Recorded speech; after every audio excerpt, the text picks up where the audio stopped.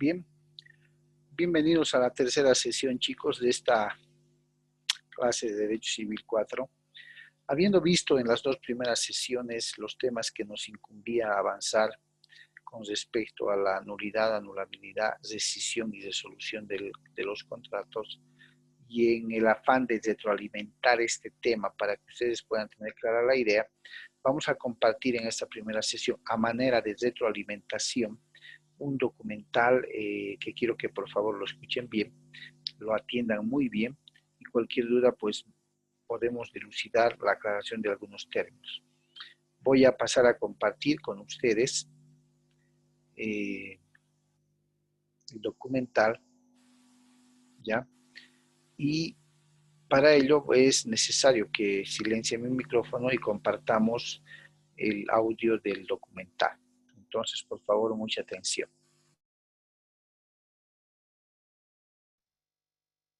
Ojalá pudiéramos verlas todas, pero la clase estuvo bastante larga el día martes. Vamos a ver si los compenso el día de hoy con una clase un poquito más breve. Hoy vamos a hablar sobre la rescisión de los contratos. Cuando estamos hablando de rescisión de contratos, nos estamos refiriendo a aquellos contratos que, ya sea de una manera voluntaria o de una manera legal, las partes deciden ponerle término. Generalmente, cuando estamos hablando de la ineficacia de los contratos, lo que vemos siempre es que existe una razón, un motivo, que es lo que hace que se dispare precisamente la institución de la nulidad o de la anulabilidad. Y entonces veíamos cómo en la nulidad, por ejemplo, exista, vamos a toparnos con contratos contrarios a la ley o contratos que son contrarios al orden público o que les hace falta alguno de los requisitos esenciales de validez. En el caso de la nulidad relativa, vimos que esta operaba precisamente por la existencia de vicios de consentimiento. Entonces, había siempre un motivo que producía la ineficacia del contrato. En el tema de hoy vamos a ver la rescisión voluntaria y vamos a ver la rescisión legal. Y es que la rescisión al final de cuentas es la misma, pero en un momento determinado las partes deciden quitarle eficacia al contrato y lo hacen voluntariamente. Cuando nosotros vulgarmente, popularmente, decimos que vamos a deshacer un negocio, es decir, un negocio que no nos gustó por cualquier motivo, sencillamente no nos gusta el negocio, hablamos con la otra parte y le decimos, mire usted, la verdad no quiero realizar este contrato, no me gusta. Y la otra persona igualmente, le dice uno, mire, a mí tampoco. Entonces, rescindamos el negocio. Rescindirlo voluntariamente no requiere de un motivo rescisorio. Es decir, no es porque haya algún incumplimiento, algún defecto, sino que sencillamente no están las partes conformes con ese negocio y entonces deciden quitarle esa fuerza legal que tienen los contratos. Pero hay ocasiones en las cuales una de las partes no quiere continuar con el negocio, quiere ponerle fin al negocio y la otra parte no está de acuerdo. Entonces, la persona que desea restarle eficacia al contrato, que desea dejar sin efecto el contrato, va a tener que comparecer ante juez competente. Y en ese caso sí necesita de un motivo rescisorio. Tiene que haber una razón de por qué ese contrato no puede continuar. Pero en términos generales, La rescisión es restarle eficacia a un contrato, es decir, dejar sin efecto un contrato, pero estamos hablando de un contrato válidamente celebrado. No estamos hablando, como en el tema de la nulidad, de un contrato que adolece de vicios en su constitución, en su inicio, como es el caso de la nulidad absoluta, o que tiene vicios de consentimiento, como en el caso de la nulidad relativa. Aquí estamos hablando de contratos que son válidamente celebrados, que son contratos perfectos. Recordémonos que cuando estamos hablando de contratos perfectos nos estamos refiriendo a aquellos contratos en donde las partes se han puesto de acuerdo, donde existe consentimiento, donde hay acuerdo de voluntades. Y entonces recordamos el artículo 1518 que dice que los contratos se perfeccionan por el simple consentimiento, a menos que la ley establezca una forma diferente. Y esa forma diferente, dijimos ya, es el contrato real y los contratos solemnes. Entonces, si todos los contratos son, en su mayoría, no todos, en su mayoría los contratos son consensuales, se perfeccionan con el consentimiento. Lo que hace falta es, en algunos casos, es el cumplimiento. Cuando los contratos son instantáneos, cuando los contratos se cumplen inmediatamente, ahí no tenemos ningún problema porque el contrato se perfecciona y se cumple. Pero cuando los contratos tienen su cumplimiento sujeto a un plazo, mientras el plazo no se cumpla, el contrato es un contrato perfecto, porque ha nacido a la vida jurídica y surte todos los efectos jurídicos, pero le falta cumplimiento. En un contrato de compraventa a plazos, por ejemplo, el que vende entrega el bien, esa persona ha cumplido con el contrato. Desde el momento que las partes se ponen de acuerdo, ese contrato de compraventa es perfecto. Es decir, nace a la vida jurídica con todos sus efectos. Pero en el caso del comprador que está pagando por abonos, él no ha cumplido todavía. Su cumplimiento está pendiente. Y entonces podemos entender que un contrato es perfecto, pero en algunas ocasiones aún no se ha cumplido. Pero no confundamos nunca lo perfecto con el cumplimiento. El cumplimiento es una consecuencia del contrato. Entonces, cuando veamos la rescisión, vamos a entender exactamente eso, que el contrato ha nacido a la vida jurídica, que el contrato es perfecto, pero está pendiente de cumplimiento. Y así lo establece el artículo 1579. ¿Qué dice este artículo? Los contratos válidamente celebrados, fíjense bien, contratos válidamente celebrados. Eso quiere decir que es un contrato perfecto. Es un contrato que nació a la vida jurídica sin ningún defecto, sin vicios que lo puedan invalidar. El contrato nace pleno, nace perfecto. Entonces dice, los contratos válidamente celebrados. Pero luego agrega, pendientes de cumplimiento, es decir, que aún no cumplido, pueden rescindirse por mutuo consentimiento o por declaración judicial en los casos que establece este código. Vamos a ver más adelante esos casos de rescisión que establece esta norma. Entonces, los contratos que esté pendiente de cumplimiento no se puede enajenar, pues entonces se tiene que cumplir lo que las partes han dicho. Recuérdense siempre de la norma pacta sunt servanda, que nos dice que lo que las partes han convenido es ley entre ellos. Y por lo tanto, no se puede hacer lo contrario. Pero si eso no existe, entonces definitivamente podemos vender algo que todavía no hemos terminado de pagar. Imagínense que si yo compro un vehículo y estoy pagando porque todavía lo debo y de repente lo quiero vender, ¿podré hacerlo? Hay varias respuestas. Una de las respuestas es que hay que ver cuál fue el compromiso que se adquirió, de qué manera se celebró ese contrato. Si el contrato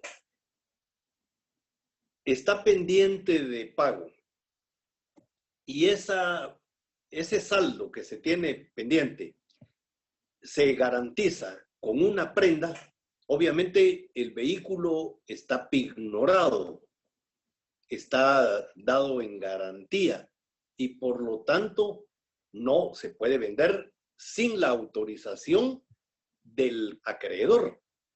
Entonces, si yo tengo un carro pignorado a favor de cualquiera de ustedes, no he terminado de pagarlo, por eso es que hay garantía. Quiero venderlo, tengo que pedirles autorización. Generalmente esto ocurre cuando uno va a vender el vehículo, cuando uno va a vender un bien inmueble, pedir autorización a la persona o a la entidad que está favorecida con una garantía para poder vender. Entonces, si me autorizan, puedo vender. Y si no me autorizan, obviamente no puedo vender. Pero pensemos que en el ejemplo que les estoy dando, no es el caso de una prenda o de una hipoteca, sino que se compra y el bien comprado está libre. Como decíamos, los contratos se perfeccionan por el simple consentimiento. Eso quiere decir que en el momento que se celebró la compraventa, en el momento que el vendedor y el comprador estuvieron de acuerdo, en ese momento nace a la vida jurídica el contrato de compraventa. Hay un contrato traslativo de dominio. Eso quiere decir que el que compró, aunque no haya pagado, ya es el dueño. Y si ya es el dueño, puede disponer del bien. Esa es la libre disposición que tiene el dueño de los bienes. Entonces, el dueño puede vender, aunque aún, digo, no haya terminado de pagar. Y entonces, lo que ocurre con mucha frecuencia es que la persona que paga, ese dinero que recibe, utiliza una parte para solventar la deuda y la otra le queda como ganancia cuando logra vender a un precio mayor del que compró. Entonces, ahí no hay problema. El problema se da cuando la persona que vende, que aún no ha terminado de pagar, el contrato se rescinde. Cuando los contratos se rescinden, todo tiene que volver a su estado original. Y en este caso, ese vehículo ya no puede volver a su estado original, puesto que ha sido vendido a una tercera persona. Y a eso es a lo que se refiere esta norma, cuando dice que hay terceros que resultan afectados. Entonces, ¿cómo se va a resolver eso? Bueno, nosotros ya sabemos que la mayoría de los problemas se resuelven con la restitución, con la reparación, y cuando no se puede restituir o reparar, pues con la indemnización. Entonces ahí hay que pagar, ¿verdad? Si hubo mala fe, además de pagar, hay que pagar daños y posibles perjuicios. Entonces, el artículo 1580, si lo volvemos a leer, dice, en caso de haberse perjudicado un tercero por la rescisión, se reputará subsistente la obligación solo en lo que sea relativo a los derechos de la persona perjudicada. En el caso de la persona que compró, los derechos le asisten. Es decir, él compró de buena fe y por lo tanto no se le puede perturbar. La ley no lo va a perturbar. En este caso se resolverá con la devolución no del vehículo, sino de dinero, el pago del vehículo, porque este ya no puede ser devuelto. El siguiente artículo, el 1581, establece que la condición resolutoria convenida por los contratantes deja sin efecto el contrato desde el momento en que se realiza sin necesidad de declaración judicial. Aquí ya estamos entrando a otra institución. La rescisión, vemos, solamente tiene 2 artículos. Lo importante de la rescisión es que nosotros debemos saber que cualquier contrato que está válidamente celebrado, o sea que nació perfecto a la vía jurídica, pero que está pendiente de cumplimiento, se puede rescindir, se puede dejar sin efecto, de forma voluntaria, cuando las partes están de acuerdo en que se rescinda el negocio jurídico, no es necesario un motivo rescisorio para ello. Y la otra es cuando una de las partes no está de acuerdo con la rescisión y entonces esa rescisión hay que pelearla en tribunales, hay que demandarla en tribunales y entonces ahí estamos en presencia ya de una rescisión legal. Que tenemos que entrar ya a buscar una sentencia, tenemos que buscar que un juez resuelva si procede o no la rescisión. Y luego tenemos la resolución. ¿La resolución qué es? Bueno, la resolución es lo mismo casi que la rescisión. La resolución es una de las formas en las que se deja en efecto un negocio jurídico. Si nosotros lo vamos a ver en un momento, la rescisión y la resolución surten los mismos efectos. Parece que estuviéramos hablando de lo mismo, parece, porque los efectos son exactamente iguales. En alguna ocasión, un profesor de la facultad me preguntaba cuál era la diferencia entre rescisión y la resolución, porque él ya tenía como 20, 22 años de ejercicio y aún no entendía cuál era la diferencia. Las diferencias son evidentes, pero sí es un poco complicado a veces saber en qué momento vamos a plantear una rescisión o una resolución. Y el secreto es sencillo. Para poder plantear la rescisión, el contrato tiene que ser un contrato válidamente celebrado, pero pendiente de cumplimiento. En cambio, cuando estamos hablando de la resolución tiene que ser un contrato válidamente celebrado, igual que la rescisión, válidamente celebrado, pero en contratos ya cumplidos o en contratos en donde existe una condición resolutoria. Y entonces, para hablar de resolución, quiero regresar otra vez a las condiciones. Yo sé que hay algunos que lo saben ya muy bien, otros todavía siguen pensando qué son las condiciones. Hemos dicho que la condición es un acontecimiento futuro e incierto al que las partes sujetan el cumplimiento de una obligación. En el caso de la resolución, la condición resolutoria es un acontecimiento futuro e incierto al que las partes han sujetado la terminación de un negocio jurídico. Los contratos que se resuelven son contratos que han nacido perfectos a la vida jurídica, pero que está limitada ese cumplimiento del contrato a la existencia de una condición, que es la condición resolutoria, la que le pone fin a los derechos y a las obligaciones. Ejemplos. Ponía yo el caso de la universidad. Era lo que me parecía algo que ustedes podían entender, porque algunos probablemente tienen beca. Les decía que cuando una persona pide una beca a la universidad y llena los requisitos y la universidad se los da, ahí hay un contrato cuyos efectos nacen desde el momento mismo de la celebración del contrato.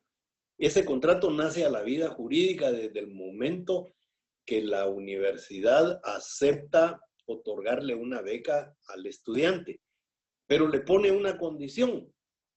Y la condición es que durante el tiempo que la universidad le va a dar esa beca, el estudiante no puede bajar su promedio, que creo yo en la Universidad de San Carlos es de 800. Entonces, un estudiante becario es un estudiante que siempre debe tener un promedio arriba de 80. Baja su promedio. Fíjense que no estoy diciendo si pierde una clase. Eso es si baja su promedio. Si en lugar de sacar en un semestre un promedio de 80, es lo mínimo que debe sacar, saca 65, la clase la tiene ganada, pero al bajar pierde la beca. ¿Por qué razón? Porque en ese momento se da ese acontecimiento que era futuro e incierto, en ese momento ocurre. Entonces deja de ser un acontecimiento futuro, ya es un acontecimiento presente y ya no es incierto, ya se sabe qué fue lo que pasó. Entonces, en ese momentito, los contratos pierden vigencia. Los contratos se dan por terminados. Y entonces, cuando estamos hablando de resolver un contrato, es precisamente eso, dejarlo sin efecto. Ahora, ¿qué contratos son los que se dejan sin efecto? Los contratos válidamente celebrados que ya están cumplidos. O sea, ahí ya no hay nada pendiente. O que la condición resolutoria aparezca en un momento determinado, dentro del plazo que se haya establecido. Entonces, formas el contrato pierde vigencia, es decir, se muere, se extingue, como decía don Federico Puig Peña en su definición de lo que es un contrato. Entonces, ahí encontramos las diferencias. La rescisión es un contrato válidamente celebrado, pendiente de cumplimiento, ya no se ha cumplido. La resolución, igual que en la rescisión, el contrato es válidamente celebrado. Es un contrato que no tiene vicios, es un contrato que no es nulo, es un contrato que ha nacido perfecto a la vida jurídica sin ningún problema. Pero es un contrato que ya se cumplió. Y entonces veamos el ejemplo, la compraventa nuevamente. En el caso de la rescisión hablábamos de una compraventa por abonos y decíamos que mientras no se venza el plazo del cumplimiento de la obligación, se puede plantear la rescisión. ¿Por qué? Porque ese es un contrato válidamente celebrado, pero que está pendiente de cumplimiento. El contrato de compraventa por abonos se cumple en su totalidad cuando se paga el último abono. Mientras no se haya pagado el último abono, ese contrato se puede rescindir. Bueno, veamos el mismo contrato de compraventa, solo que ya no un contrato de compraventa por abonos, un contrato de compraventa instantáneo, un contrato de compraventa en el cual el vendedor entrega el objeto y el comprador paga. Ese es un contrato válidamente celebrado y cumplido totalmente, cumplido. Ahí no se puede plantear rescisión. Pero ¿qué sucede si la persona que ha comprado, por ejemplo, resulta que lo que ha comprado no le sirve para lo que quería? Que lo que ha comprado lo está peleando otra gente que dice que es el dueño del bien y no quien se lo vendió, y le ha presentado una demanda ante juez competente. Entonces, la persona que compró se ve perturbada en sus derechos. el objeto que compró, el bien que compró, no sirve para los fines que quería. Entonces, ahí vamos a tocar el tema del saneamiento, que lo vamos a ver cabalmente al terminar la ineficacia de los contratos. No lo quise dar antes porque creo que lo entendemos mejor después de la ineficacia de los contratos. Entonces, los bienes cuando se venden deben estar saneados, deben estar sin ningún problema. Tanto así que el que los compra puede disfrutarlos. Pero si no los puede disfrutar porque tiene vicios ocultos o porque alguien está reclamando un derecho sobre ese bien, entonces, ¿qué es lo que procede? No podemos rescindirlo porque el negocio ya está cumplido. Entonces, allí es donde entra la resolución de un contrato. Un contrato se puede resolver cuando está cumplido, cuando es válido y cumplido. O, decíamos, cuando se da el motivo rescisorio. Entonces, vamos a ver qué dice la ley al respecto. El artículo 1581 dice que la condición resolutoria convenida por los contratantes deja sin efecto el contrato desde el momento en que se realiza sin necesidad de declaración judicial. Eso último es algo discutido, ¿verdad? Veámoslo bien. La condición resolutoria convenida por los contratantes deja sin efecto el contrato desde el momento en que se realiza, sin necesidad de declaración judicial. Es que un juez no tiene que resolver sobre si hay o no hay resolución. Es decir, las partes han convenido que la resolución se va a dar si acaece esa condición a la que le han puesto como coto al contrato para que pueda seguir adelante o para que pierda eficacia, para que quede sin efecto. Lo que dicta el juez, porque tiene que ser un juez, es decir, no basta con que yo diga, aquí hay un motivo resolvido, aquí se dio la condición y por lo tanto el contrato quedó sin efecto. No, esa resolución que va a dictar el juez es precisamente para dejar el contrato sin efecto. No es para decir si hay o no resolución. La resolución ahí está. La resolución la demostramos en el momento que presentamos el contrato y decimos, mire, la condición resolutoria era esta y se dio esa condición. Por lo tanto, este contrato es un contrato que pierde valor, un contrato que debe ser declarado ineficaz. Entonces, esa declaración la tiene que dar el juez, no de si es o no un motivo resolutorio el que se dio, si ese motivo resolutorio está pactado, basta con demostrar que así se pactó para que cualquiera entienda que ahí se dio la condición resolutoria y que por lo tanto el contrato pierde eficacia, el contrato deja de tener validez, pero esa parte de dejar o de que un contrato no es válido, esa sí la tiene que dar un juez. El juez sí tiene que resolver sobre si el contrato es ineficaz o no, si el contrato dejó de tener eficacia, dejó de tener fuerza legal. Entonces, eso es lo que debemos entender cuando aquí la ley habla de que no necesita declaración judicial.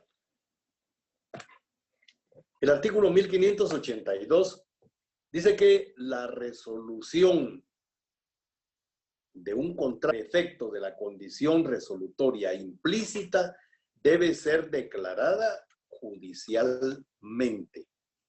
La resolución de un contrato por efecto de la condición resolutoria implícita. todos los contratos traslativos de dominio, traslativos de uso, en términos generales, todos los contratos que son onerosos, ¿sí?, tienen condición resolutoria implícita. Es decir, las partes no tienen que pactar necesariamente una condición resolutoria. La condición resolutoria implícita es el incumplimiento. Cuando un contrato es incumplido, ¿en qué sentido?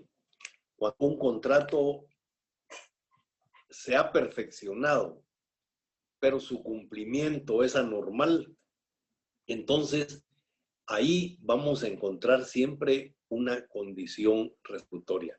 ¿Cómo es un cumplimiento anormal? Imaginemos un contrato en el cual una persona paga con un cheque. Se supone que el cheque es un documento garantiza una obligación económica, que garantiza que se está haciendo un pago. De hecho, el cheque es considerado como un documento de pago. Pero ¿y si no tiene fondos? Entonces, en el momento que el contrato se perfeccionó y se entregó el cheque en pago, entonces nosotros podríamos pensar que el contrato ya se cumplió, porque ya hubo un pago. Pero si recordamos cuando hablábamos del pago por medio de cheque, decíamos que el pago por medio de cheque es un pago condicional. ¿A qué está dado el pago? Con cheque, a que tenga fondos. Si no tiene fondos, entonces ese contrato que aparentemente se cumplió en el momento de pagar con ese documento, ese contrato es un contrato que se puede resolver. Podría ocurrir con cualquier otra cosa. Podría ocurrir aún con dinero. Para que una persona cumpla la obligación, ¿se recuerdan? Decíamos que tiene que ser dueño de la cosa o del bien con el cual está haciendo el pago. Si el dinero con el que yo estoy pagando una obligación es un dinero que lo he obtenido de manera lícita, ese pago no está bien hecho. Es decir, ese pago es susceptible de ser impugnado. Y entonces, cuando ocurren cosas como esas, el contrato no se cumplió tal y como la ley establece. Es decir, hubo un cumplimiento aparente, pero no hubo un cumplimiento real. Entonces, esos contratos se pueden resolver. Vamos a explicar un poco más adelante esto. Dice que verificada o declarada la rescisión o resolución de un contrato, vuelven las cosas al estado en que se hallaban antes de celebrarse. En consecuencia, las partes deberán restituirse lo que respectivamente hubieran recibido. Los servicios prestados deberán apreciarse, ya sea para pagarlos o para devolver el valor de los no prestados. ¿Se recuerdan que yo les decía? Uno de los efectos que tiene la rescisión, que también tiene la resolución, es que todas las cosas regresan a su estado original. O sea, es el mismo efecto para los dos. Entonces, cuando las cosas regresan a su estado original, dice que las partes deberán restituirse lo que respectivamente recibido. Los servicios prestados deben justipreciarse, porque muchas veces no se va a tratar de obligaciones sobre objetos. Recuérdense que también las obligaciones pueden ser sobre servicios. Y entonces, si se trata de un servicio, si yo, por ejemplo, presto un servicio como abogado y luego el negocio jurídico que yo celebré se resuelve o se rescinde, ¿cómo va a regresar ese servicio a mí? Es decir, eso es imposible. Pero entonces, ese servicio se me tiene que pagar. ¿Y de qué manera se me paga? Dice la ley, justipreciándolo. Hay que determinar qué fue lo que hice y ver cuánto cuesta lo que yo hice. En el caso de nosotros, los abogados o los notarios, tenemos un arancel y en el arancel vamos a encontrar cuánto cuesta lo que hemos hecho y eso es lo que se tiene que pagar. El arancel es supletorio. El arancel sirve para cuando las partes no han pactado honorarios, específicamente no han señalado los honorarios y en el momento de cobrarlos hay que buscar en el arancel cuánto cuesta eso. Entonces, muchas veces el arancel está más alto que lo que uno cobra y la mayoría de las veces está más bajo de lo que uno cobra. Pero el arancel no se aplica sino cuando las partes no han estipulado los honorarios exactos. Entonces, en ese caso, si no se ha estipulado los honorarios como debiera de hacerse, se aplica el arancel. Entonces, por eso dice la ley que los servicios prestados deberán justipreciarse, ya sea para pagarlos o para devolver el valor de los no prestados. Si yo hago un servicio y me están pagando una cantidad de dinero por ese servicio, pero lo que hice no es total, entonces yo voy a tener que devolver la cantidad de dinero que me dieron, cubre el trabajo que yo realicé. Por eso es que muchas veces cuando uno se mete a hacer un trabajo como abogado o como notario, uno debe tener mucho cuidado al cobrar. Porque en muchas ocasiones uno cobra la calidad de lo que se cobraría por el trabajo completo y no se hace. Entonces, si el contrato se rescinde, ¿cómo se rescinde el contrato con un abogado, con un notario? Con mucha frecuencia. El abogado no les está dando el servicio que ellos esperaban, no ha cumplido con lo que habían pedido que hiciera. Ocurre con mucha frecuencia notarios que cobran anticipadamente y un contratito que deben hacer, que se debe inscribir en el registro de la propiedad o estado que se comprometieron ellos a llevar ese proceso sucesorio intestado y pasan meses, a veces años, y cada vez que le preguntan al notario siempre me pone alguna traba. Es que en la Procuraduría General de la Nación lo tienen entrampado, que esto, lo otro. Nada, muchas veces lo que ha ocurrido es que al notario le han pagado los gastos, le han dado dinero para que pague impuestos, se clava la plata.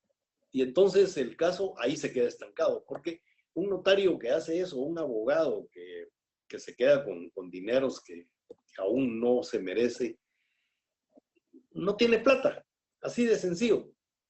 Y entonces ya no puede devolverla. Y no puede continuar con el proceso porque los procesos implican gastos y no tiene con qué pagarlos. Ahí dejan tirados los casos, ¿verdad? Entonces se ve con mucha frecuencia que las personas deciden contratar a otro abogado. Y la pregunta es, ¿qué pasó con el dinero que le dieron al abogado? Muchas personas lo dan por perdido. Algunas otras personas demandan la devolución del dinero. Entonces, se tiene que justipreciar lo que el profesional hizo.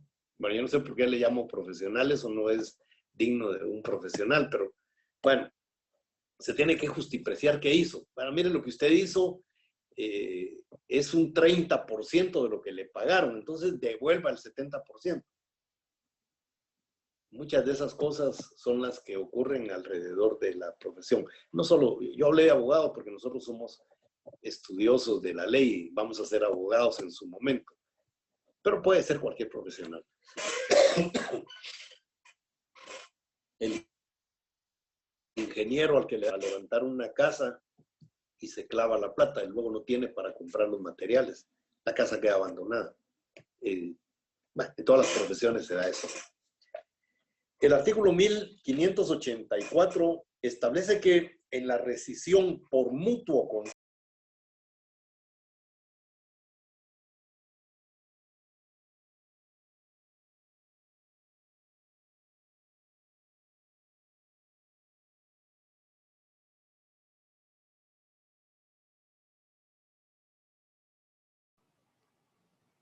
Bien, hemos pedido ver ese documental que tiene como objetivo retroalimentar los institutos jurídicos que hemos avanzado. Vuélvanlo a ver, por favor, jóvenes, y nos estamos viendo la próxima clase en el horario habitual. Buenas noches.